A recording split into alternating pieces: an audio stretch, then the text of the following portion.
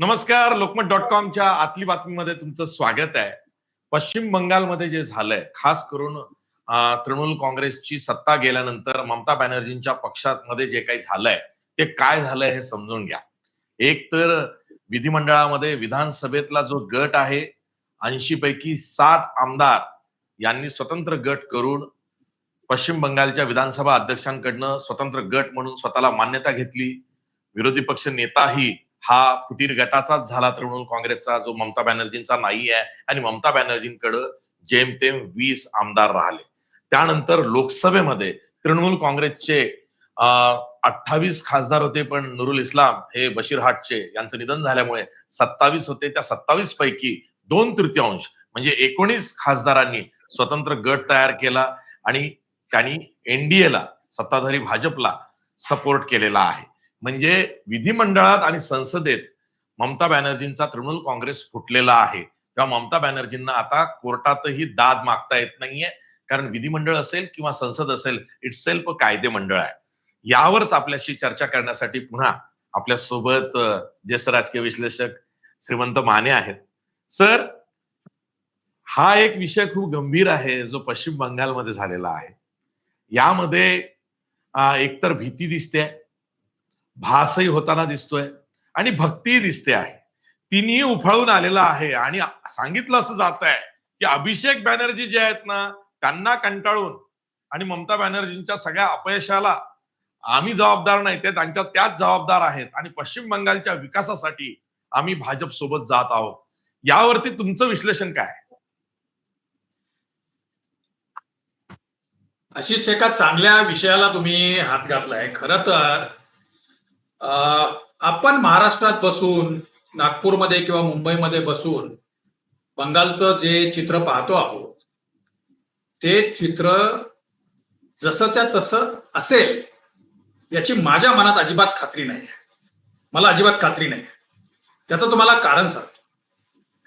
होतं काय की अशा पद्धतीनं ज्या वेळेला एखाद्या राज्यामध्ये पॉलिटिकल हॅपनिंग होतात, राजकीय घडामोडी होतात, त्यावेळेला त्याचा खूप सिलेक्टेड अशा स्वरूपाची इन्फॉर्मेशन बाहेर आणली जाते, विशेषतः नॅशनल मीडियामधून, आणि नॅरेटिव्ह उभं केलं जातं. तुम्हाला आठवत असेल, जेव्हा महाराष्ट्रात शिवसेना फुटली ना, तेव्हा कुणाला ब्लेम करण्यात आलं होतं? मिलिंद नार्वेकर, आदित्य ठाकरे, संजय राऊत. म्हणजे उद्धव ठाकरे चांगले आहेत, पण त्यांच्या अवतीभोवतीची जी ही माणसं आहेत ना, त्याच्यामुळं आम्ही पक्ष सोडतो आहोत. तेच राष्ट्रवादीच्या बाबतीत झालं. सुप्रिया सुळेंवर राष्ट्रवादीच्या बाबतीमध्ये, आणि ते तशीच्या तशी टेम्पलेट पश्चिम बंगालमध्ये केली जाते. याचा अर्थ तिथं फूट पडली नाही असं नाही आहे. फूट डेफिनेटली आहे. आमदार फुटलेत का? हो, फुटलेत. कारण ज्या ऋतुव्रत बॅनर्जी आणि त्या दुसऱ्या एका आमदारावरती ज्या दिवशी कारवाई केली, त्याच्या तिसऱ्या दिवशी 68 आमदारांनी त्यांना पाठिंबा दिला आणि त्यांनी अध्यक्षांनी विरोधी पक्षनेते पण त्यांना दिलं. फूट पडली का? नक्की पडली. जे खासदार आहेत ते खासदार फुटलेत का? काही खासदार डेफिनेटली. पण बघा तुम्ही, काल जी 19 जणांची यादी आली ना, त्यात शत्रुघ्न सिन्हा होते, आणि आज शत्रुघ्न सिन्हांनी प्रेस घेऊन सांगितलं की मी दीदींना धोका देणार नाही. असं बाकीचे नसतील का? आणखी काही? म्हणजे तो 2/3 आकडा होतोय का? कल्याण बॅनर्जी आता नव्याने व्हीप नियुक्त झालेत ना, मग ते जर 2/3 नाही झालं तर सदस्यत्व अडचणीत येऊ शकतं ना. आज एका राज्यसभेच्या खासदाराने राजीनामा दिला, आणि ज्यांना पक्ष बदलायचा असेल त्यांनी त्यांचा राजीनामा देऊन, पदाचा राजीनामा देऊन, खासदारकीचा राजीनामा देऊन गेलं तर त्यांचा बदल सुद्धा प्रामाणिक आहे असं आपण समजायला पाहिजे. झालंय काय की एकदा तिथं पश्चिम बंगालचा विधानसभेचा निकाल लागल्यानंतर आणि तृणमूल काँग्रेसचा पराभव झाल्यानंतर तृणमूल काँग्रेस संपवणे, कारण झालंय काय की देशाच्या सगळ्या राज्यांमध्ये प्रादेशिक पक्षांची जागा जर कुठला राष्ट्रीय पक्ष घेऊ शकत असेल आतापर्यंतच्या इतिहासामध्ये, तर तो भारतीय जनता पक्ष आहे. त्याचं कारण असं आहे की अस्मितांचं राजकारण आहे, स्थानिक इश्यू आहे.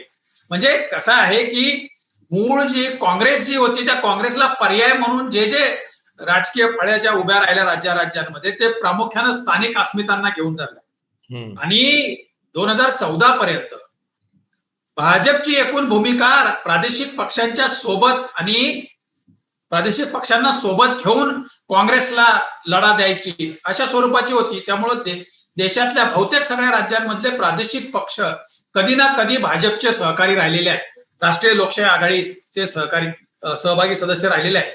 आता बंगालमध्ये 91 लाख मतदार SIR मधून वगळले गेले. त्यातल्या 28 लोकांचं मतदार यादीतलं नाव म्हणजे कायम ठेवेल अशी परिस्थिती होती. परंतु त्याला कोर्टाने सांगितलं की आता तुमचं गळालं ते गळालं, तुम्ही पुढच्या वेळेला मतदान करा. आणि भाजप आणि तृणमूल काँग्रेस यांच्यातला मतदानातला जो फरक आहे तो 35 लाखाचा. 91 लाख वगळल्यानंतर 35 लाखाचा फरक आहे. SIRचा खूप मोठा इफेक्ट आहे. होय.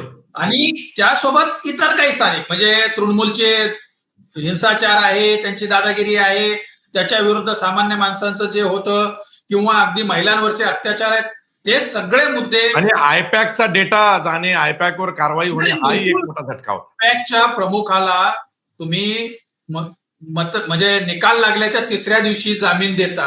म्हणजे निवडणूक काळामध्ये तुम्ही त्याला बाजूला ठेवला, त्याचा डेटा घेतला, ते सगळं केलं. हे everything is fair in war म्हणजे लव्ह अँड वॉर ज्याला म्हणतो ना आपण, तर हे वॉर सारखं भाजपने लढलं आणि ते जिंकले. ते किती लेजिटिमेट आहे, काय आहे, विश्वासार्ह किती निकाल आहे हा नंतर डिबेटचा विषय आहे. परंतु निवडणूक झाली आहे, निकाल लागलाय आणि शुभेंदू अधिकाऱ्यांनी ज्यांनी गेल्या वेळेला नंदीग्राम मध्ये ममता बॅनर्जींना हरवलं होतं त्यावेळेला भवानीपूरमध्ये हरवलं आणि ते मुख्यमंत्री झालेत, याच्याबद्दल वाद नाही. पण हा पक्ष नामशेष करणे याच्यासाठी जे काही सुरू आहे आणि हे डेफिनेटली म्हणजे तपास यंत्रणांचा वापर, पैशांचा वापर. आणि झालंय काय की आता जसं आपल्या महाराष्ट्रातल्या शरद पवारांच्या राष्ट्रवादीमधले अनेक खासदार कसंही करून आपण आपल्या मतदारसंघामध्ये पैसा पाहिजे, विकासाचा मुद्दा आहे याच्यासाठी जे अस्वस्थ आहेत, जे अजितदादा असताना ते म्हणजे समेटाचं विलिनीकरणाचं वगैरे चर्चा सुरू होती, तर हे सगळ्या राज्यांमध्ये आहे. आणि मगाशी आपण ज्या विधान परिषदेतल्या पैशाच्या वापराबद्दलची चर्चा करत होतो, लोकसभा काय की जिल्हा परिषद काय, तुम्ही जोपर्यंत तुमचे कार्यकर्ते सांभाळण्यासाठी तुमच्याकडे पैसा येणार नाही, विकासाच्या नावाने पैसा मतदारसंघात येणार नाही, तुम्ही विरोधात राहून काय भाषणं कराल, रोज असे प्रकरण आले की लोकशाहीची हत्या झाली म्हणून ओरडाल, याच्या पलीकडे काहीच नाही. प्रत्यक्षाच्या वेळेला निवडणुकीला सामोरे जायचं असतंय, त्यावेळेला तुम्हाला दाखवायला काम पाहिजे, हातात पैसा पाहिजे. ते नसेल. हे खासदार, तृणमूलचे खासदार हुशार दिसत आहेत. त्यांच्या लक्षात आलं की आपल्याला पुढचं 2029 पर्यंतच जर आपल्या मतदारसंघात काम करायचं असेल तर यांच्या सोबत जाऊन निधी आणण्याशिवाय, पैसा आणण्याशिवाय पर्याय नाही आहे. तर त्यांनी त्यातल्या काहींनी तसा निर्णय घेतला असेल, काहींनी तपास यंत्रणांच्या दबावाखाली घेतला असेल. सायोनी घोषचा तर किती किस्सा आहे मोठा. म्हणजे ती स्टार कॅम्पेनर आणि तिची ती मदिना आणि काबावरची गीतं आणि राघव चड्डा गेला त्यावेळेला तो चड्डा आहे, मी चड्डी नाही असं ते टोमणे वगैरे, आणि तीच गेली. तर हे आपल्याकडचा जो एकूण राजकारणाचा स्तर खालावलेला आहे. आणि पुन्हा सुरुवातीला सांगितलं तिथंच मी येतो, हे आपल्यापर्यंत जे आणलं जातं ते फिल्टर करून, बरोबर, अडल्ट्रेट करून, भेसळ करून, सिलेक्टेड अशा स्वरूपाचं आपल्यापर्यंत आणलं जातं. खाली काहीतरी आग असल्यामुळेच वरती दूर दिसतो हे खरं आहे, खाली फूट आहे, पडली आहे, पण एकंदरीत चित्र जे आपल्या समोर जे उभं केलं जातं ते तितकंसं विश्वासार्ह नाहीये. हा माझा सांगण्याचा मुद्दा आहे. थेट प्रश्न हा विचारायचा आहे की जर का लोकसभेतली स्ट्रेंथ म्हणजे संख्याबळ एनडीएला वाढवायचं आहे आणि ते जर का नारी शक्ती वंदन विधेयक 2/3 जे उपस्थित आहेत त्यातून जर का करायचा असा मानस असेल, केन प्रकारे ते करून डिलिमिटेशन नंतर जे 816 लोकसभेचे मतदारसंघ होणार आहेत त्यामध्ये 50% महिला आरक्षण ओघाने येणारच आहे. त्यासाठी जर का ते असेल तर मग महाराष्ट्रातले 2 पक्ष, उद्धव ठाकरेंची शिवसेना आणि शरद पवारांची राष्ट्रवादी काँग्रेस, हे सुद्धा सुरक्षित नाहीत. त्यांच्याही खासदारांना उद्या अशा पद्धतीनं फोडलं जाईल म्हणा, किंवा त्यांना स्वतःला असं वाटेल की आपण फुटूया, असं काही शक्यता तुम्हाला दिसते महाराष्ट्रात? काही होऊ शकतं. काय शेवटी काय आहे, दिल्लीमध्ये काय टार्गेट ठेवलेलं आहे, म्हणजे आपल्याला काय करायचं या संदर्भात जे काय टार्गेट ठेवलेलं असेल, आणि पंतप्रधान नरेंद्र मोदी आणि गृहमंत्री अमित शहा हे दोन नेते असे आहेत, त्यांनी एखादी गोष्ट जर मनात ठरवली तर बाय हुक ऑर क्रूक ते करतील. ते आपण हे साधन सुचिता वगैरे, लोकशाहीतलं पावित्र्य वगैरे हे आपल्या सगळ्या म्हणजे चर्चेसाठीचा विषय आहे. प्रत्यक्ष राजकारण काय किती म्हणजे कसं केलं जातं हे आपल्याला चांगलं माहिती आहे. त्यामुळे त्यांनी ठरवलं असेल तर ते नक्की होऊ शकेल.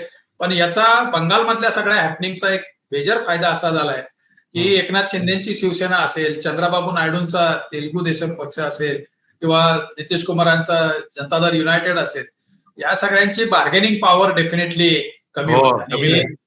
आणि हे बार्गेनिंग खूप डेडली असते. काय काय असू शकेल त्यात आपण सांगू शकत नाही, परंतु तरी सुद्धा हे बार्गेनिंग पॉवर कमी होईल. पण मला असं वाटतं की हे 4-6-2, 8-2 असे येऊन 2/3 मेजॉरिटी होत नाहीये हे नक्की. कारण आपण ते जे 362 हवे आहेत ते सोपं नाही. हवे आहे. हा, आणि आता एक जे दिसतं आहे की ती पण चर्चा अशीच अर्धवट, तृणमूल काँग्रेसचं काँग्रेसमध्ये विलिनीकरण.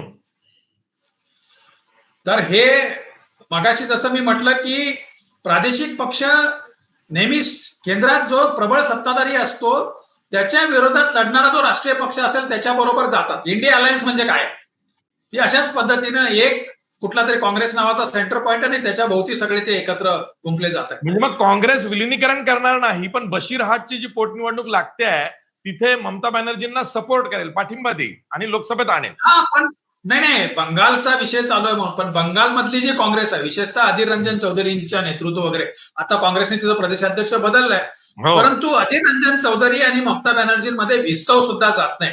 आणि त्या राज्यातले जे काँग्रेस पक्षाचं जे संघटन आहे तर ते ममता बॅनर्जींच्या खूप टोकाचं विरोधात आहे, आणि म्हणून ते आणि डावे एकत्र येतात. आता हे इंडिया अलायन्सच्या निमित्तानं बशीरहाटची निवडणूक लढवताना ते एकत्र येत असतील तर त्याचा काही डेफिनेटली फरक पडू शकेल.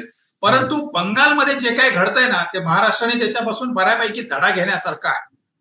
आणि विशेषतः भाजपच्या विरोधात लढताना कोणकोणती दक्षता घ्यायची, म्हणजे आता आपल्याकडं SIR ची मोहीम सुरू आहे. आपल्याकडं प्रादेशिक पक्ष दुबळे झाले की काँग्रेसला बळ मिळतं, जसं पूर्वी भाजपला बळ मिळत होतं. दुबळं झाल्यानं पूर्वी प्रादेशिक पक्ष प्रबळ झाले की भाजपला बळ मिळायचं, आता प्रादेशिक पक्ष दुबळे झाले तर काँग्रेसला बळ, काँग्रेस एकवटते. एक्झॅक्टली. आणि विशेषतः महाराष्ट्रामध्ये अजून बरंच काही घडणं बाकी आहे, म्हणजे जस्ट आपला आता तो विषय नाही आहे आजच्या चर्चेचा, पण तरी सुद्धा त्यावरती मी कधीतरी सविस्तर चर्चा करणार आहे.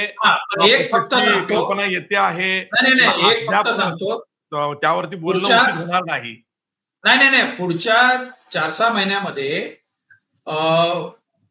हे पुन्हा एकदा राष्ट्रवादी काँग्रेस आणि राष्ट्रवादी काँग्रेसच्या दोन्ही गटांच्या एकत्र येण्याची चर्चा केली जाईल, सुरू होईल, आणि कदाचित ते विलिनीकरण लोकसभा निवडणुकीच्या अगोदर होईल. दोन्ही एकत्र येतील, सत्तेत राहतील की विरोधात राहतील हा नंतरचा मुद्दा आहे. परंतु तो पक्ष एकत्र आला आणि तो महाविकास आघाडीतून फुटला तर नवल वाटू नये. याच नोटवरती थांबतोय. लक्षात घ्या, महाराष्ट्राचंच राजकारण नाही, देशात कुठल्याही घडामोडी झाल्या राजकीय दृष्ट्या तर त्याचे पडसाद महाराष्ट्रात उमटतात. आणि महाराष्ट्रात जे काही घडतं ते प्रोटोटाईप म्हणून पहिलं महाराष्ट्रात घडतं, नंतर देशात घडायला सुरुवात होते. असा विषय महाराष्ट्राच्या बाबतीत गेल्या 5 वर्षापासून सुरू आहे. म्हणून महाराष्ट्राच्या राजकारणावर केवळ महाराष्ट्रातलीच लोक बोलत नाहीत, हल्ली महाराष्ट्राबाहेरची पण लोक तेवढंच चवीनं बोलतात. आणि आम्ही तर इथलेच आहोत आणि हे सगळं बघतो आहोत, तेव्हा बोलण्याचा अधिकार आमचा जास्त आहे. तेव्हा श्रीमंत माने, तुम्ही वेळात वेळ काढून मला वेळ दिला त्याबद्दल धन्यवाद.